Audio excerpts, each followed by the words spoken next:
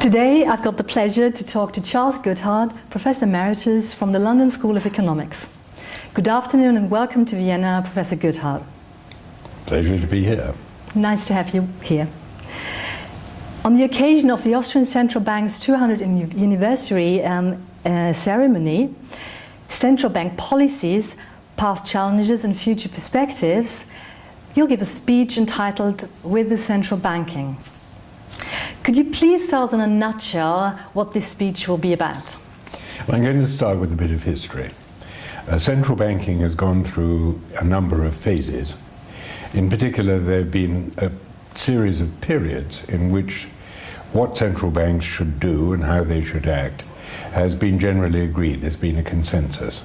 And then there's frequently been a shock, a crisis, and the consensus has broken down under pressure. And then there's a period of uncertainty before we move on to another period of agreement about central banking activities. There's recently been such a consensus with the adoption of inflation targets at the beginning of the 1990s and the successful achievement of price stability and low unemployment from 1992 until 2007. Then we had the great financial crisis, and that shook us all up because it meant that we had failed to handle financial stability. We had thought that the achievement of price stability would bring with it financial stability, but it didn't.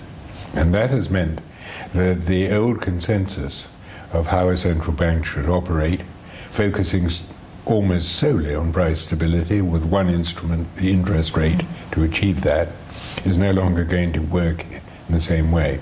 Central banks now have two objectives at least: financial stability as well as price stability, and they have a whole series of new instruments, particularly what is known as macroprudential instruments, to try and direct banks to lend to differing sectors in differing ways, to encourage them during slumps and to hold them back during booms.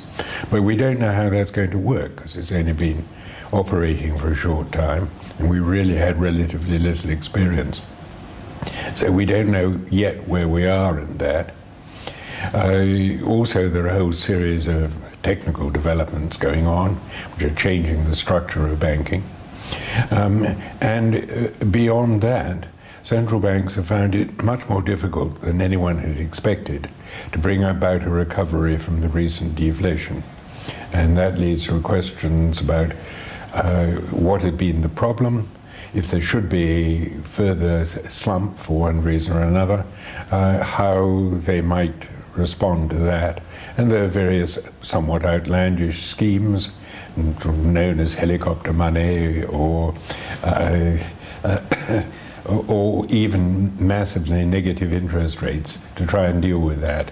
But that would be very difficult because it would be taking central banks into entirely unknown territory.